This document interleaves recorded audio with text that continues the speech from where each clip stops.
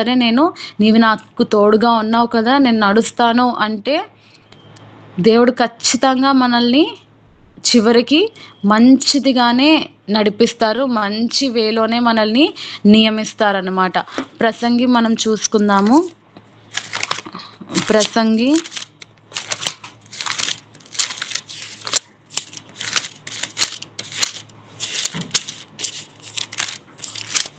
3వ అధ్యాయంలో మనం చూసినట్లయితే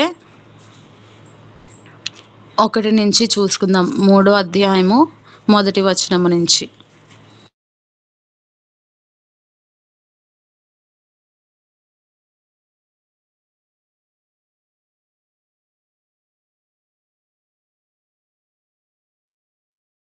ప్రతిదానికి సమయము కలదు, ఆకాశం క్రింద ప్రతి ప్రయత్నమునకు సమయము కలదు. పుట్టుటకు, చచ్చుటకు, నాటుటకు, నాటబడిన దాని పెరికివేయుటకు, చంపుటకు, బాగు చేయుటకు, పడగొట్టుటకు, కట్టుటకు, ఏడ్చుటకు, నవ్వుటకు, దుఃఖించుటకు, నాట్యమాడుటకు, రాళ్లను పారవేయుటకు, రాళ్లను కుప్పవేయుటకు, పౌలించుటకు, కౌగిలించుట మానుటకు, వెతుకుటకు, పోగొట్టుకొనుటకు, దాచుకొనుటకు, పారవేయుటకు, చింపుటకు, కట్టుటకు, మౌనంగా నుండుటకు, మాటలాడుటకు, ప్రేమించుటకు, ద్వేషించుటకు, యుద్ధము చేయుటకు, సమాధపడుటకు, కష్టపడిన వారికి తన కష్టము వలన వచ్చిన లాభమేమి? నరులు అభ్యాసం పొందవలని దేవుడు వారికి పెట్టి ఉన్న కష్టానుభవము నేను చూచి తిని. ఆమేన్. ఆమేన్. ఇక్కడ మనం చూసినట్లయితే ప్రతి దానికి సమయము కలదు. ఆకాశము క్రింద ప్రతి ప్రయత్నమునకు సమయము కలదు. మనం ఏ ప్రయత్నం చేసినా, ఏ పని చేసినా సరే దానికి అంటూ ఒక సమయం ఉంటుంది కదండి. ఆ సమయము వచ్చే వరకు, ఆ సమయము ఒక పని మనం ప్రారంభించినప్పుడు కొన్ని దేవుడు చాలా త్వరితంగా చేస్తారు. కొన్ని పనులు ఏమవుతాయి మన జీవితాల్లో చాలా లేట్ అవుతాయి కదా. ఎందుకు లేట్ అవుతున్నాయి అని మనం అనుకోవచ్చు. ఇది నిజంగానే దేవుడు నాకు తోడుగా ఉన్నాడా లేదా, ఈ పని నాకు ఎందుకు అవ్వట్లేదు, ఈ పని అసలు దేవుని చిత్తంలో ఉన్నదా లేదా అని మనం చాలాసార్లు అనుకుంటూ ఉంటాం. కానీ ఏంటి, మనము ఆ యొక్క టైం వచ్చే వరకు కూడా మనం విశ్వాసంతో నిరీక్షణ కలిగి మనము ఉండాలన్నమాట. అప్పుడే మనం చేసే ప్రతి ప్రయత్నము కూడా ఫలిస్తుంది. దేవుడు దాన్ని కూడా మంచిదిగా మారుస్తారు.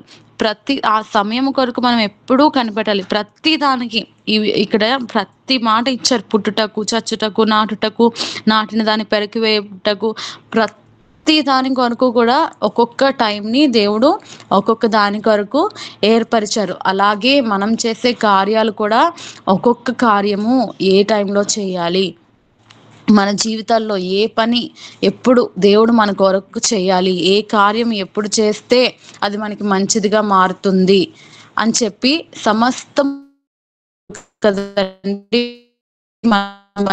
మనకి అన్ని చేసే గొప్ప దేవుడు మన దేవుడు కదండి. నీకంటే నమ్మదగిన దేవుడెవరయ్యా, నీవుంటే నాకు ఏ భయము లేదయ్యా. నీకంటే నమ్మదగిన దేవుడెవరయ్యా, నీవుంటే నాతో ఏ భయము లేదయ్యా. కొరకే అన్ని జరిగించు యేసయ్యా, కీడు వెనకే ఆశీర్వాదం పోయా. మేలు కొరకై అన్ని జరిగించు యేసయ్యా, ఆశీర్వాదం పంపుతావయ్యా. నమ్మదగిన దేవుడు నీవు దయా.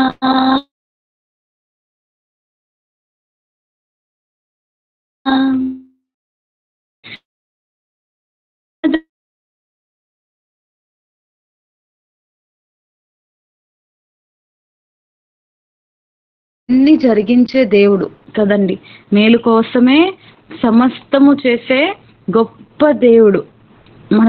మనకి ఎలాంటి కీడొచ్చినా సరే, ఎలాంటి కష్టముగా మనకు అనిపించినా సరే, దాని వెనకాలే దేవుడు ఏంటి పంపిస్తారండి? ఆశీర్వాదాలు పంపిస్తారు. ఆ కీడు నుంచి మనల్ని తప్పిస్తారు. తప్పించే మనకి ఆ కృపని దేవుడే మనకి ఉచితముగా ఇచ్చేశారు.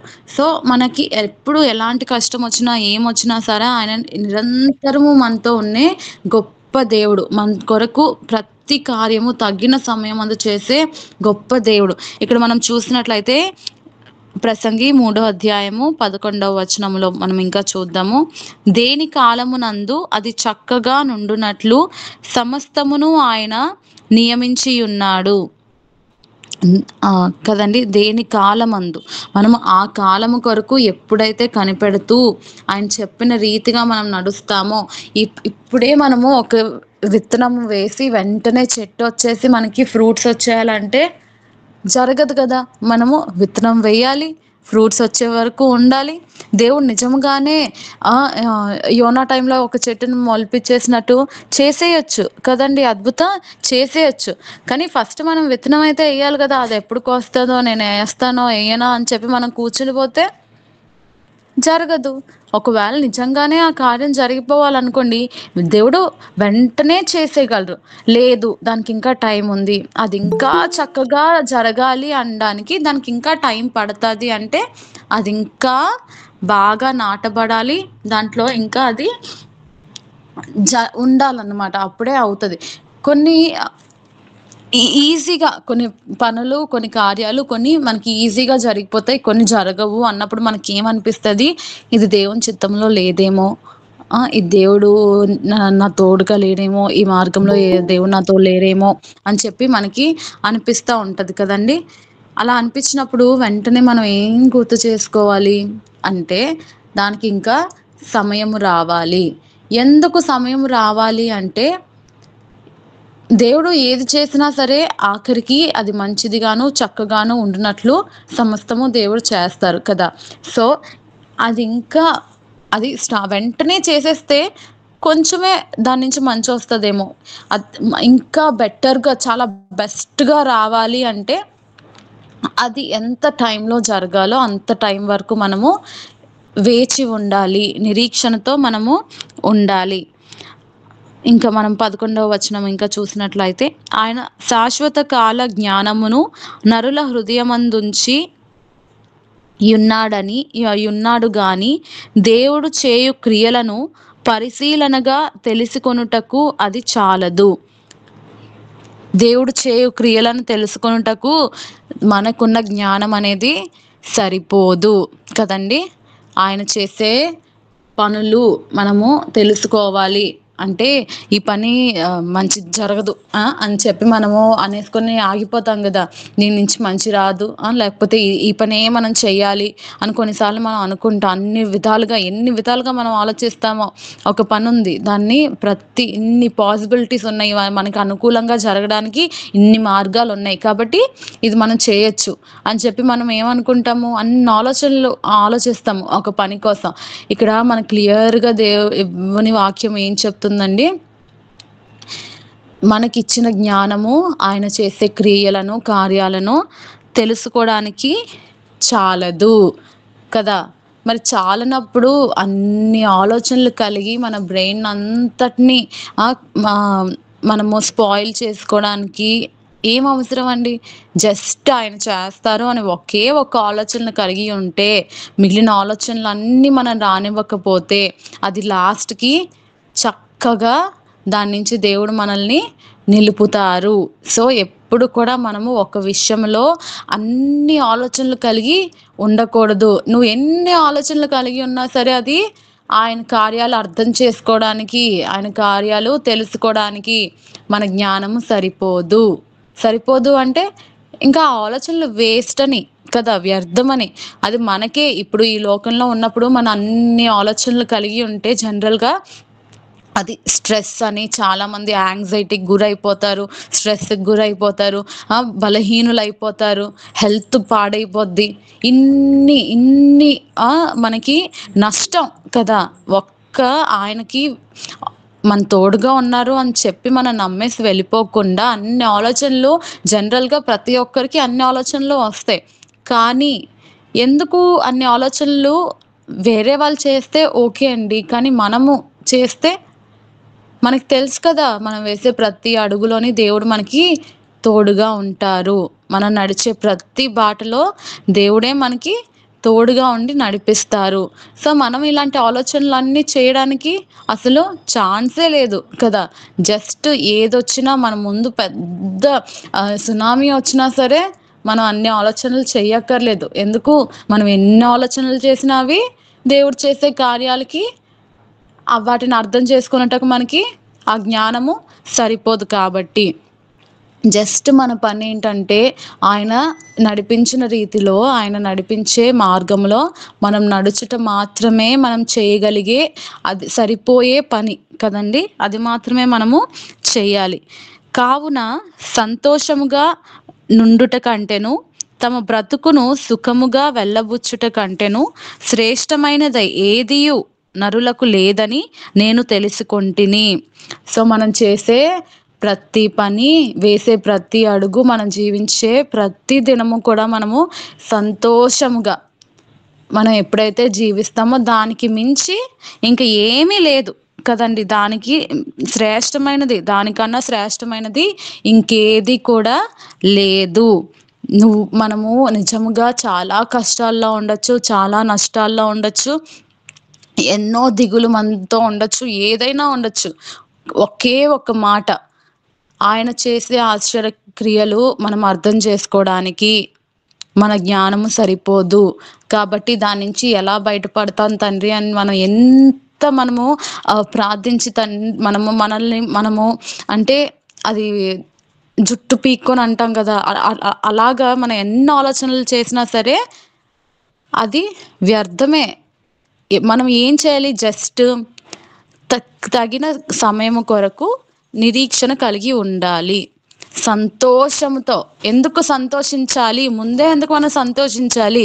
ఎందుకంటే మనకి ఎండ్ అనేది ఎలా ఉంటది? చక్కగా, మంచిగా ఉంటాది. నీకు ఎప్పుడైతే మనకి దాని కంక్లూజన్ లాస్ట్ ముగింపు మనకు తెలిసిందనుకోండి, ముగింపు మంచిగా ఉంది అంటే మనం ఖచ్చితంగా హ్యాపీగా ఉంటాం కదా!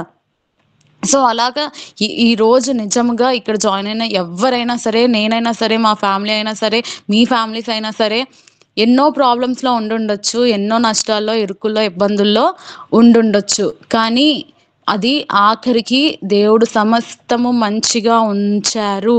సమస్తము చక్కగా ఉంచారు.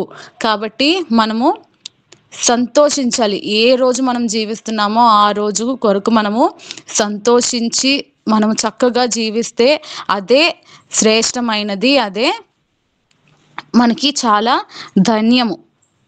ఆయన చేసే కాబట్టి ఎవ్వరు కూడా అధికమైన ఆలోచనలు కలిగి ఉండకండి. దేవుడు మాత్రము మనకు తోడుగా ఉన్నారు. ఆయన నడిపిస్తారు. మనము ఆయన వెనకాల నడవాలి. ప్రతి దానికి తగిన సమయములో ఆయన కార్యాలు జరిపిస్తారు. ఆ సమయం కొరకు మనం అందరూ నిరీక్షణ చేసే కనులతో ప్రతి ఒక్కరూ వేచి ఉండాలని ఇచ్చిన వాక్యము దేవుడు దీవించును గాక. ఆమేన్.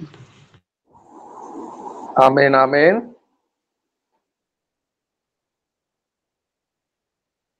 చిన్న కుమార్తె అయిన ఆ డీల్ చేసిన విధానం, భూమి నిరాకారముగాను శూన్యముగాను ఉన్నప్పుడు అంతము చాలా మంచిదిగా సూర్యచంద్రాదులు, జీవరాశులు, ఫలవృక్షాలు, ఈ విశాల సృష్టి కలిగి అంత మంచిదిగా ఉన్నది. అబ్రహాము జీవితం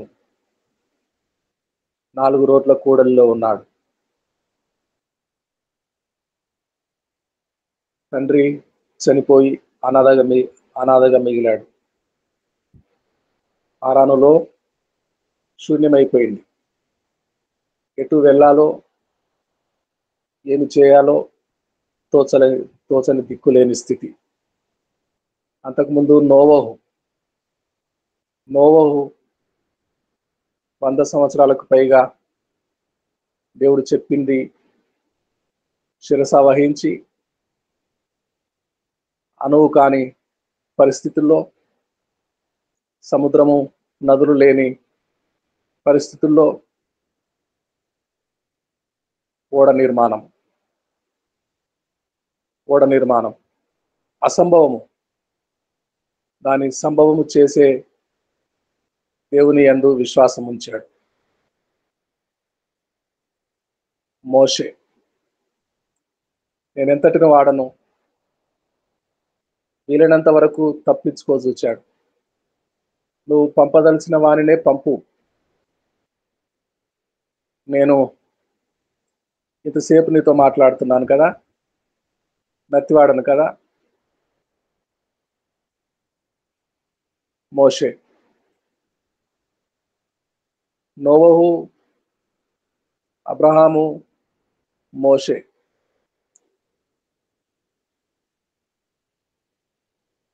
ఖచ్చితంగా అసాధ్యమే. దేవుడు అప్పగించిన పనులు అసాధ్యమే. దేవుడు అసాధ్యము సుసాధ్యము చేసి శూన్యంలో నుండి సమస్త సృష్టిని సృష్టించి అది చాలా మంచిదిగా తృప్తిగా ఫీల్ అయ్యాడు. దేవుడు తాను ముందుగా చేసి సృష్టిని విశాలపరిచి భూమి ఆకాశమును నిర్మించి తాను చేసిన పని నోవహుకు, అబ్రహాముకు, మోషేకు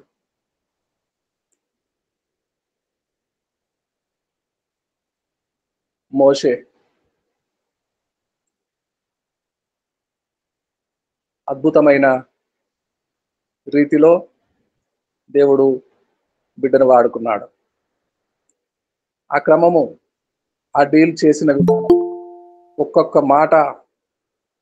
ఒక్కొక్క మాట దేవుని ఆత్మ మనతో సూటిగా స్పష్టంగా మాట్లాడుతూ ఉన్నప్పుడు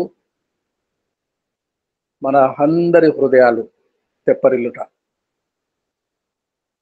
మనందరి హృదయాలు తేజరిల్లుట,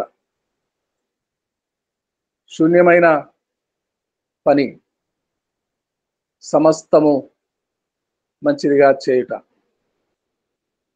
ఎన్నెన్నో ఆలోచనలు, ఎన్నెన్నో ఉద్దేశాలు, ఇది దేవుడు చేయమంటున్నాడు, నేను చేయగలనా లేదా అనే ఆలోచనలు దేవుడు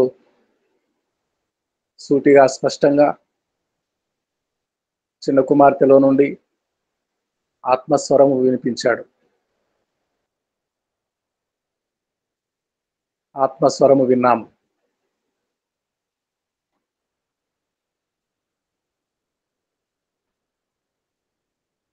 దేవుడు అద్భుతంగా మాటలు చాలట్లేదు, మాటలు సరిపోవట్లేదు. దేవుడు అద్భుతకరుడు, దేవుడు ఆలోచనకర్త, ఆలోచన ఇస్తాడు.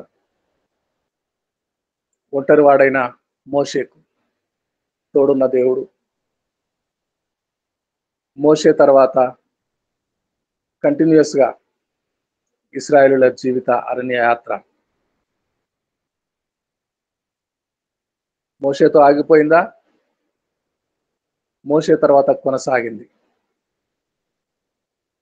They conquered the promised land,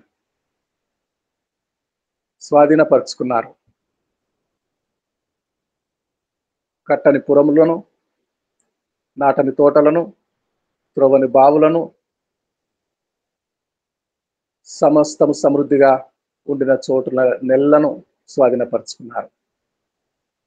అంత బాగా ఉంటది, అంత బాగా ఉంటది, అమృతంగా ఉంటది, అద్భుతంగా ఉంటది.